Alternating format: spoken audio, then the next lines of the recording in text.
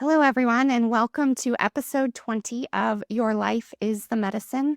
I'm Sonny Miles. I'm an integrative physician, palliative care physician, and lover of all things healing. And I'm really excited today. I have my very first guest, Ann Kent.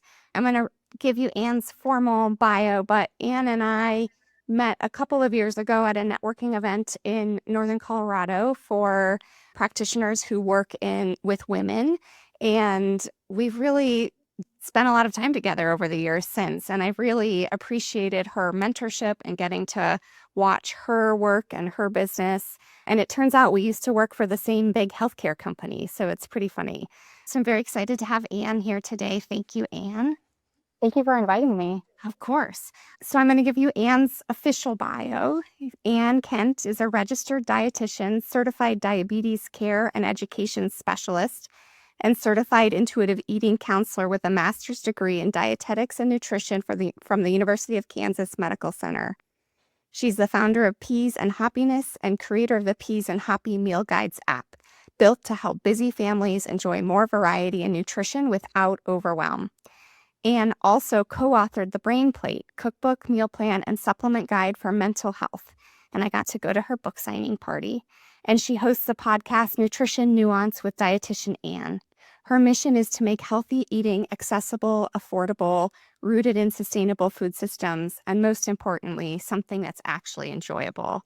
I think that last line is so important because food for so many of us, I was just seeing a post about neurodivergence and food noise, right? And how like food noise and using food to regulate your nervous system. But I just think food is so fraught for so many people. So really finding joy in how we nourish ourselves, both like the eating and the preparing the food, is such a key part of being well. So I'm excited to talk more about sort of what you do and your approach and how you got here. Yes, I totally agree. I was having a similar conversation with my husband last night, actually, about how I work with a lot of people who are in a weight loss journey of some sort. And I have found that I think for this population, but also kind of in our general culture, when we think about food, so often we frame it in terms of weight loss, in terms of this catabolism and breakdown. And it's like lost that what food actually is a literal building block for us. It's literally like what we are made of and how we function. It's like with the brain plate, I learned so much about how the foods and the components are hormones and neurotransmitters. And so I think reframing it, and I'm excited for our conversation to talk about how to reframe food a little bit so that when you come from this like building up or nourishment from even if you are in a weight loss journey, approaching it from nourishing and building up is so much better for your mind and your body, I think, when we talk about food. Yeah. Yeah, I love that. I hadn't thought of it that way, but we do spend so much time thinking about what we're restricting and taking away and what we shouldn't be eating. And in my own experience, is like, there's like a lot of the restriction of like, I'm going to have less sugar and I'm going to, cut out alcohol, which I've mostly done and that feels good. But once in a while, I'll be like, okay, I'm going to make sure I get my 7 servings of fruits and veggies. But it's still with that mentality and when I feel the best is when I can say like, what does my body really, really need and what feels good? But so often like the default is more of that checkbox. What am I cutting out? So I love that reframe. I think that's why you and I resonate so closely is because I think this is how you align with medicine and like thinking of a whole person and not just, what disease are we treating, but what is it that you need holistically as a person? And like that's how I approach food is, when something is going wrong, when you're doing something that you don't want to be doing, like for example, eating sugar. I'm craving sugar all afternoon. I think it's much more helpful to approach that with curiosity and wonder, what is it about that sugar? What need is that sugar meeting? What are you really craving in that moment? And instead of trying to stop yourself from eating the sugar, if you can understand what need you're meeting and then understand how to maybe better meet that need, then the sugar is not going to be an issue, because often I think we use food as sort of this like band-aid approach. We're using it as a coping mechanism or a distraction or something so that we don't actually have to deal with the underlying need, or we just don't have any idea what that need is because we've never been had the chance or taken the time to pause and notice what's going on and reflect on what that need might be. Yeah. The power of the pause, right? Of Yes. pausing when you I notice talk something about and that then all the time. where it is. It's fascinating. I do a lot of parts work in my own healing, but also in my work with people. And I was working with a particular person in Boulder who does a lot of like asking the parts of the body about sensation and then like what the story is in that sensation. And I really started to notice that when I was reaching for food or a snack, that it was here in my throat. It's not my stomach that was reaching for food. It Interesting. was like this part that's much more anxious. And so it's like one of the ways that I started paying attention was like, is it here or is it actually hunger like in my stomach? And it was Yes. fascinating. It is a really interesting question. It's a question that I ask almost every client that I see is, when are you hungry? And some people know, but more often than not, they have to stop and really think about, wait, when in the day am I hungry? Like they're on this weight loss journey. And so they're trying to like curb these cravings or doing whatever. But all of a sudden they're like, wait, I don't even know. And isn't that interesting that, hunger, I think for those of us who have experienced diet culture or just honestly have experienced a busy schedule, and for whatever reason we have stopped responding to our hunger cues at some point in our life, diets often teach us to actively ignore our hunger in lieu of following some sort of plan that somebody else has decided for us. But we're so disconnected from that hunger that we have forgotten what the purpose of it is. And hunger is our body's natural way of telling us, hey, I used up the fuel. Now I'm ready for more. And then on the flip side, fullness is designed to tell us that we have enough. And so we have actually these innate cues in our body that generally work very well, that started when we were an infant. I mean, if you want to talk about intuitive eating and understanding how we can trust our bodies, I think the best example is that newborn baby who cries when they're hungry, has nourishment, and then is satisfied. That baby doesn't overeat. That baby doesn't undereat. They're going to tell you when they're hungry, and it's impossible to calm a baby who's hungry in any other way but food. And that's a really, it seems maybe simple or oversimplified, but it's a really innate biological need that we have. Food is, and calories are as important as air. They're as important as water. That in this sort of diet culture, GLP-1, I'm even going to like name medications that are all designed to shrink our bodies, to lose weight. I think we've forgotten that on the opposite side, those cues are not to be feared. They're actually there to keep us safe and to help us stay in homeostasis and help us stay in balance. Yeah. You mentioned intuitive eating, and that's one of the things that I wanted to talk about. Can you tell us? I think some of us have an idea that may not always be quite right about what intuitive eating is. So maybe tell us a little bit more about what that is and when you teach it and kind of what it's most helpful for. I'm glad you asked, because intuitive eating is a very specific framework. So there are 10 components of there 10 pillars of intuitive eating.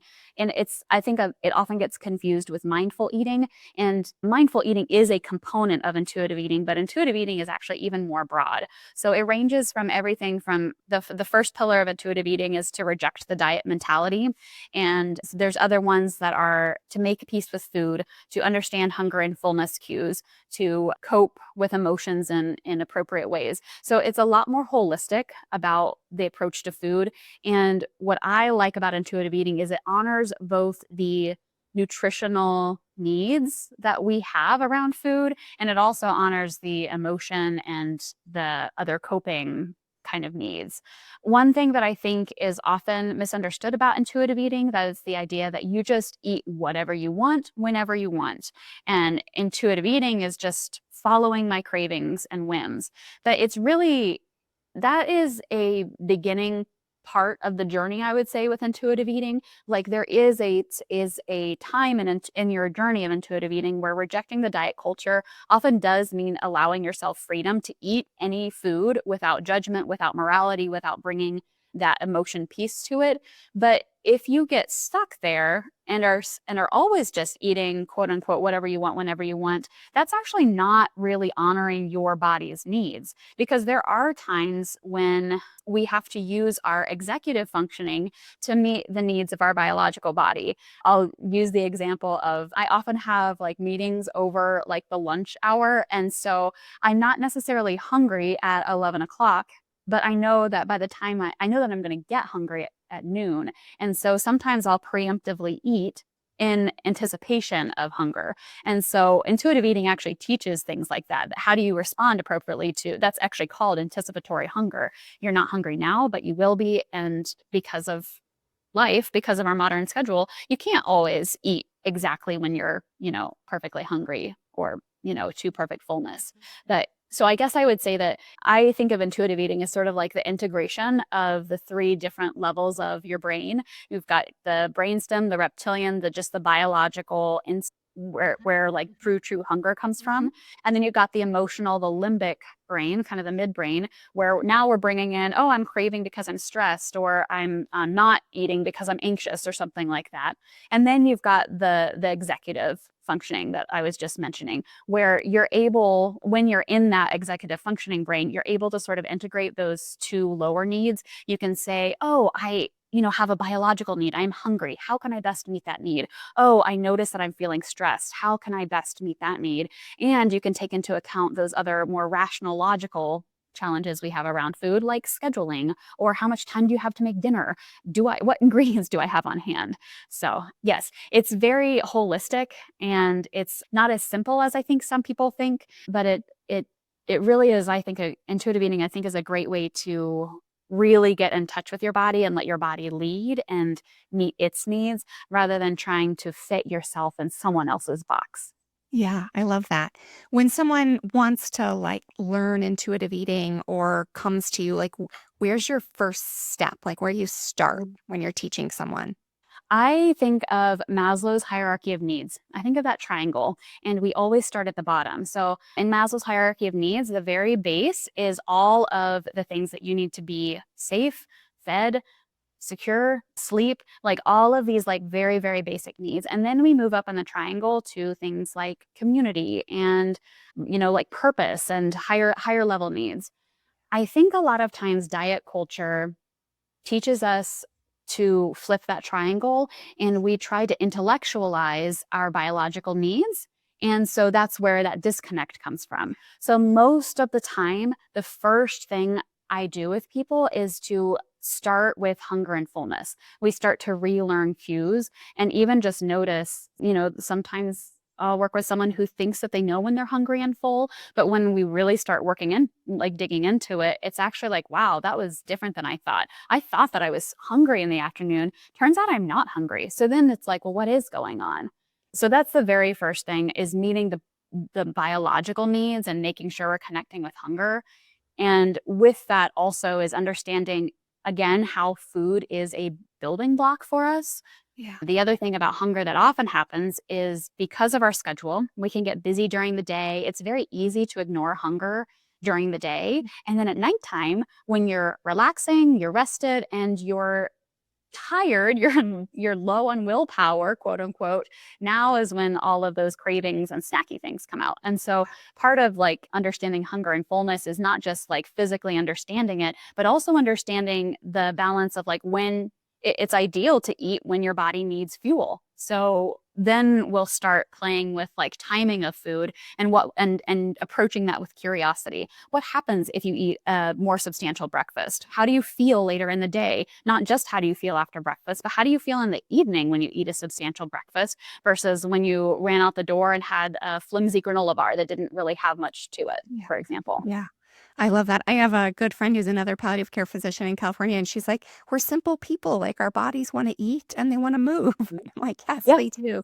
And it's like all of that, the deeper healing work that we try to do, we can't do it without those basic biological needs being met. And I think, that's lifestyle medicine or integrative medicine. Like, that's where we also need to start. And it's surprising how hard some of those are to meet, because our entire culture tells us to ignore Mhm. ignore your need for sleep, like movement is extra if you have time. Food is, at best unnecessary, at worst it's bad. There's so much of like your needs don't matter. Right. Yeah, I agree. And it's an interesting, when you look at the historical approach to food and how we've like come to understand nutrition as a relatively young science, and are still learning a lot about how foods interact with our bodies. And not that long ago, it was very, very connected, even in the medical world. Purity and weight and your willpower, these were all like very, and how your body looked on the outside, these were all very, very interconnected. And it was like the standard of care of the scientific day, like 100 years ago, 150 years ago, not very long ago. Yeah. And so I think that we still struggle as a culture with those very tight integrations, making assumptions about the way someone's body looks that, says something about their value as a person or their moral choices or their willpower. And let me tell you how many people I work with who live in a larger body, who are incredibly brilliant, successful, smart, driven individuals, and they struggle so much with that difference, how their external body doesn't fit who they believe that they are. And then it becomes this battle. It becomes that, my body is not, it's the one thing I can't control. And so instead of honoring it, we start to punish it. We start to use food as punishment or movement as punishment. And I say to people, you can never hate yourself into a body you love. And that's, I think, what diet culture, that's one of the most damaging things I think about diet culture, is that it comes with this moral judgment that if you are not doing the right thing, then like, they don't say this out loud necessarily, but the tone is that if you're not doing the right thing, your body doesn't look right, then you're not a good person. Yeah. And I just like cannot, if you've been in that position, then you know how harmful it is. You know at a deep level Yeah. how harmful it is. Yeah. I think my own journey to where I am as a healer and as a physician is I think that most of us have adversarial relationships with our bodies.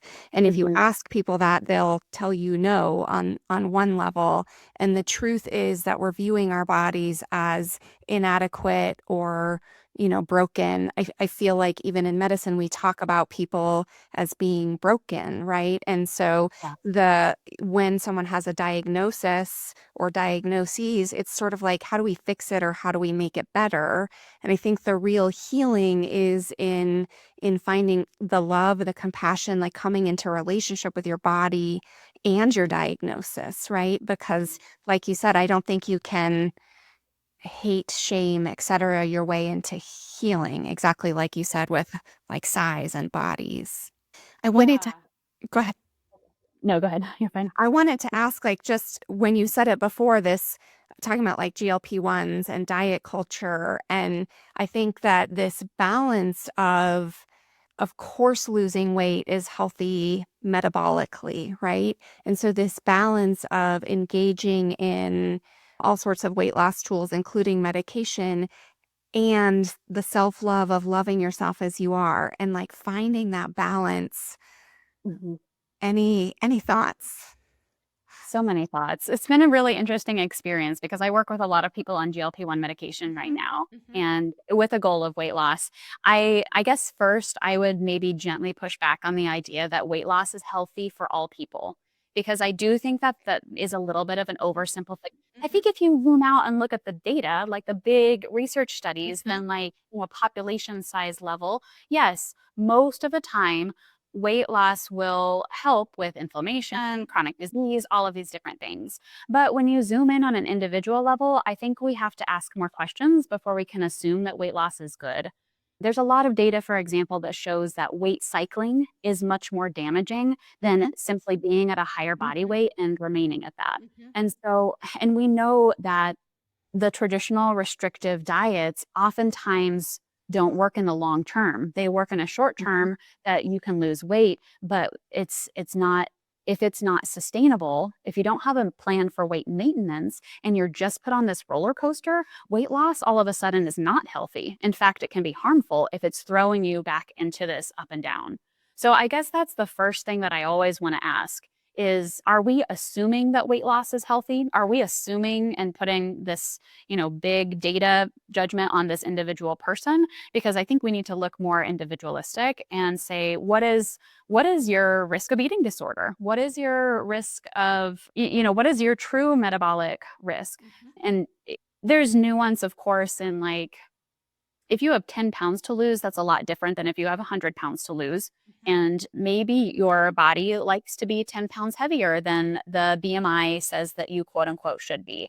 And so, there's like nuance in asking some questions when someone is closer.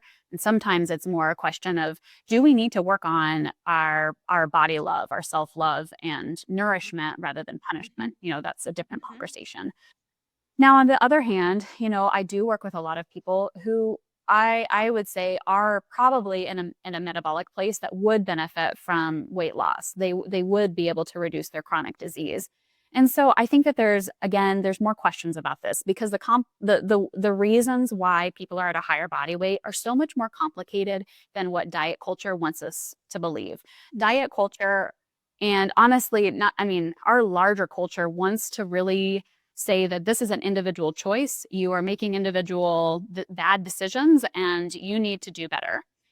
But the reality is that, like my husband, who is an economist, he says, like, people are making the best choices with available choices that they have. And so, if you are a busy person who has a family and is working two jobs and you don't have a grocery store nearby you, you probably have limited options for quote unquote healthy food. So I think we need to like also honor the socioeconomic challenges that come with healthy eating, and which is even like a separate conversation than what we're having about intuitive eating. Yeah. But on an individual level, just like there are we we created medications to fill the gap. In my view, I think of medication as the thing that helps fill the gap in between what your genetics and what your environment have created and the levers that you have to pull in exercise, food, whatever. Yeah. And my background, as you mentioned, I'm a diabetes educator. And so my background is working in endocrinology. And I'll give the example of like type 1 diabetes. That's an autoimmune disease. The pancreas stops making insulin. Insulin is a hormone that you have to have to live. You cannot live without insulin. And so to treat type 1 diabetes, we don't shame the person into breaking their pancreas. We simply give them the hormone that their body's missing. And we learn how to run a manual pancreas. And so for the GLP-1 medication, I think of that with a similar framework. There are some people, for whatever reason, that their bodies, we produce GLP-1 hormone naturally in our bodies. It's difficult to see how much we have because has a short half-life in the body. But some people do and don't respond to that hormone the same. Everybody's a little bit different. And so if you're a person who is not having the same response as someone else, these medications can be life-changing because they are filling the gap in between what your genetics said, what your environment gave you, and where you need to be in terms of metabolic health. Yeah.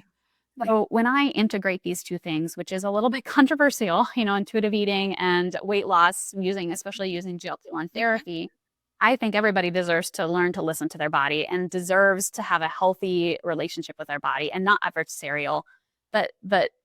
So I think of these medicines as allowing people sometimes to bridge that gap. And it allows the food noise to quiet so that we can really tune in and listen to our hunger and fullness in a way that is also honoring our health. Yeah. Yeah.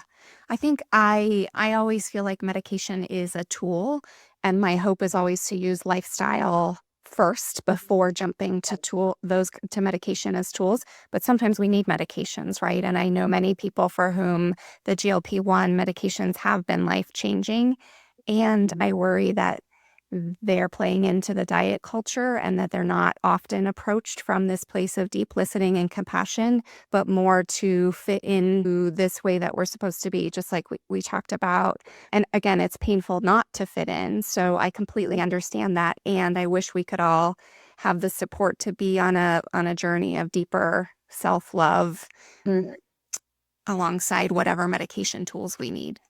which is why I think your work specifically as a physician in this area is so powerful and so helpful because I mean, you and I have both worked in the traditional corporate healthcare system, and it's just not set up for these kinds of deep conversations and No. compassion that physicians and like we all want to have these. We are almost every I don't know. Have I ever met a physician that didn't want to heal people? I mean, like, this is why doctors get into the work and then they're met with a system that doesn't allow them to do the work. Yeah, And so I love that you have created a space where you can you can approach it with compassion, lead with all of these other tools we have, but you're also able to prescribe a medication when it's appropriate because I mean, let's not pretend that high cholesterol doesn't put you at risk for heart disease or Alzheimer's or stroke, bad things. And even if it's a short term while you're getting those other things in check,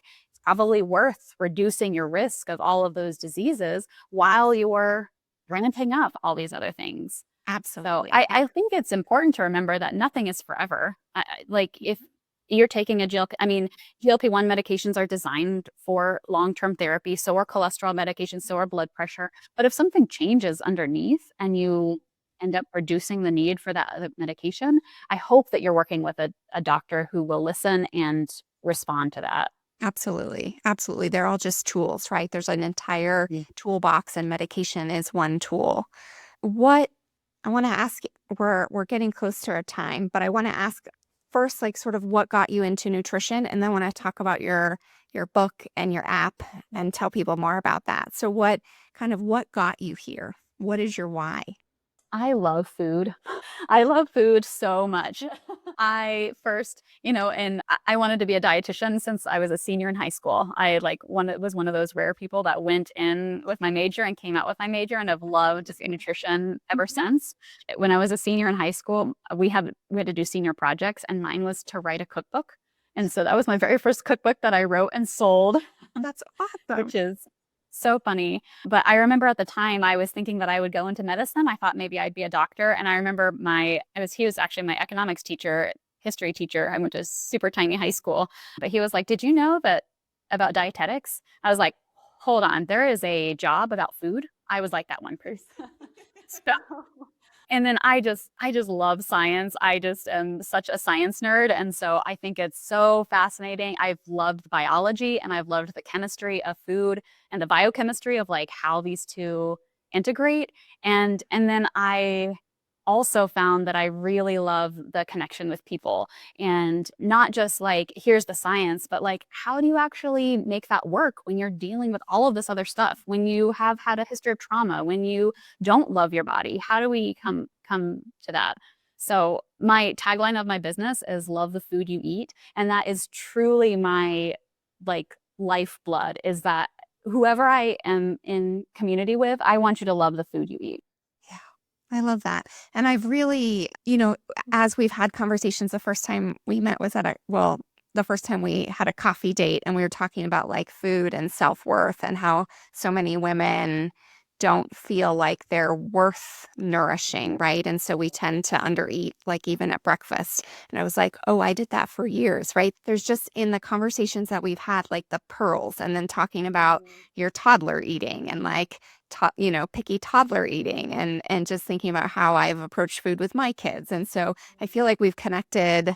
Number one, I've learned a lot from you, even in our connections, but also just connected over being moms, being entrepreneurs, being healers, having worked in the conventional healthcare system, and then trying to build something that's different and that meets our needs and patient needs in a very different way than we were able to. So I've really appreciated, all of your work, and I'm always impressed at how much you've done. So tell Oh, us about your book, The Brain Plate.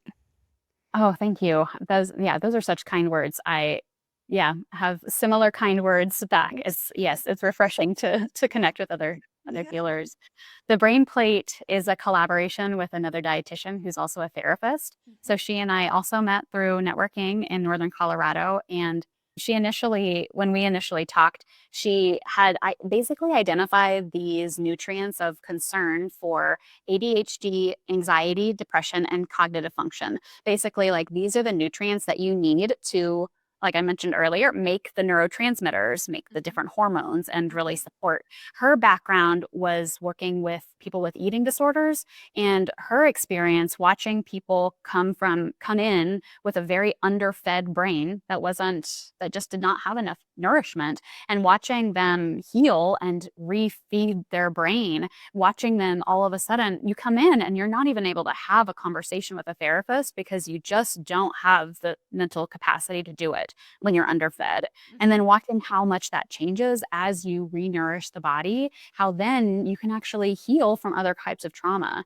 So that's the approach that we bring in the book. Our goal was to take the science of that, the actual reasoning behind why this is important, but to approach it from kind of that bottom up, that Maslow's hierarchy of needs, starting with fuel. And that's the first line in the book is you are what you eat. And I mean that in such a literal sense that if you do not eat, you cannot exist. Like when you starve to death, it's literally, and again, bringing it back to that, like it is that foundational. It is so foundational. And so in a world, and especially a social media world where, like you mentioned, there's all of this talk about cut out this, cut out these processed foods, cut out these dyes, cut out these sugars. Our approach is addition. And that's sort of the intuitive eating approach, is nutrition by addition is what they call it. And so our idea is that if you're focusing on getting all of the nutrition that you need, the rest takes care of itself. You don't have to cut out something because you've replaced it with something else, and it naturally took care of itself. Yeah, I love that. And tell us about your app. Yes. So the app is, boy, it's my third child. I have a 4-year-old, a 17-year-old son, and I have my app as well. So yes, well, I created the Peas and Happy Meal Guides app for many different reasons. One of the reasons was because when I was working in the endocrinology clinic with patients with diabetes, we would talk about the plate method. We would talk about portions. We would talk about how to make vegetables taste good because they didn't like them. And then I would send them home and they're like, but what do I eat though? But like, what do I actually do? And so I'm like, well, here's a recipe and here's a blog. And it just felt so scattered that I thought, wouldn't it be really nice to have all of this in one place? And you could have a dietitian in your pocket that was giving you examples of what the plate method looked like with all kinds of different cuisines and all kinds of different carbs and proteins and vegetables. So that if you didn't like chicken, you could pick shrimp or vice versa or whatever. And so that was how the app was born, is inspiration for and examples of how to put this into practice.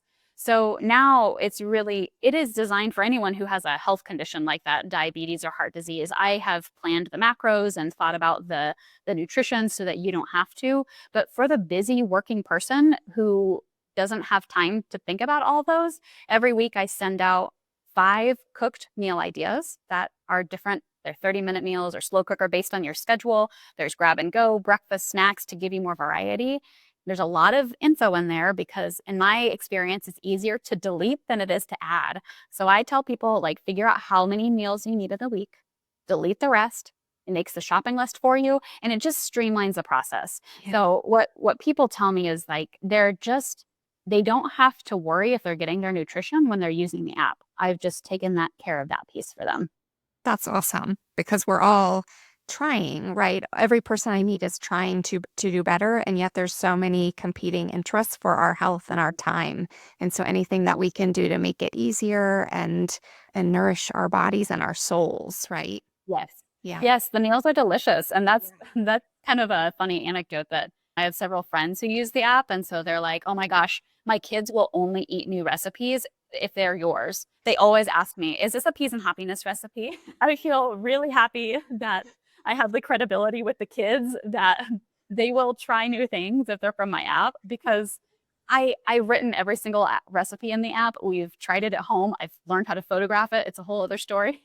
But yeah, it's really important to me that these are accessible. I'm not going to make you go buy quote unquote weird ingredients at specialty stores. I know that you don't have time for that. So the app syncs with Walmart and Instacart because I know that that's like what you have time for.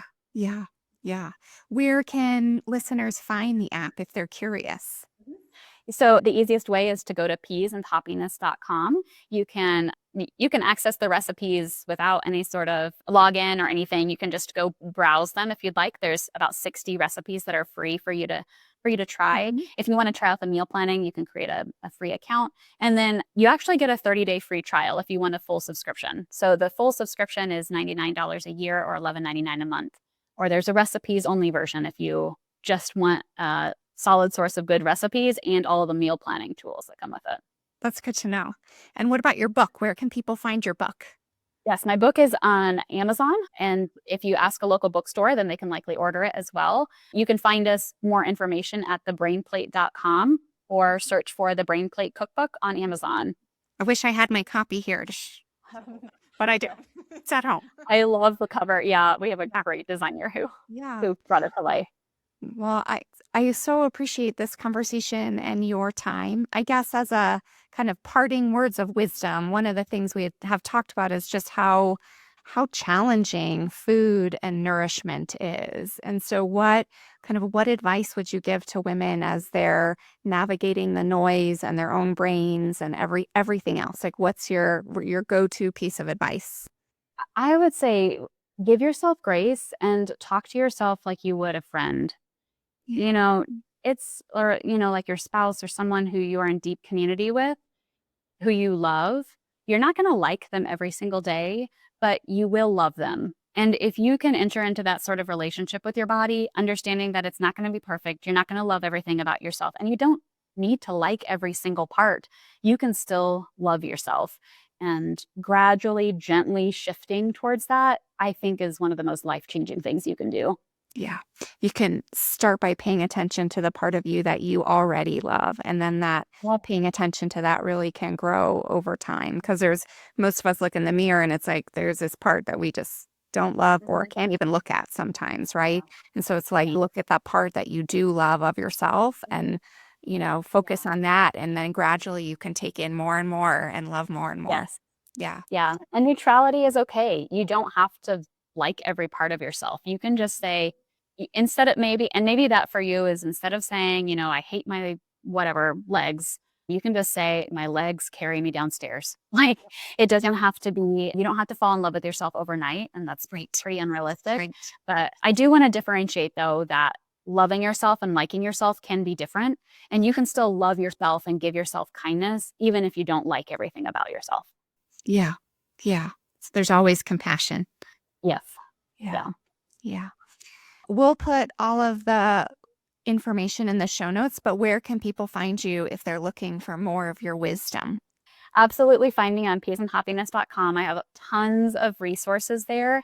You can also find me I actually also have a podcast you mentioned. And so my goal with that is to give really clear information in a very short amount of time. And then I dig into the nuance later in the episode. And so whether you're looking for just a quick answer to things like how much protein do I need in a day, or you really want to understand why there's so many opinions about that, then the podcast is designed to sort of answer both questions. So that is Nutrition Nuance with Dietitian Anne, and that's on all the platforms as well. Perfect. Well, thank you so much, Anne, for being here. I appreciate getting to have this conversation, and I'm excited to continue talking because now I have more things to share. Well, thank you so much for your time. I love your podcast, and it's such an honor to be on it. Thank you.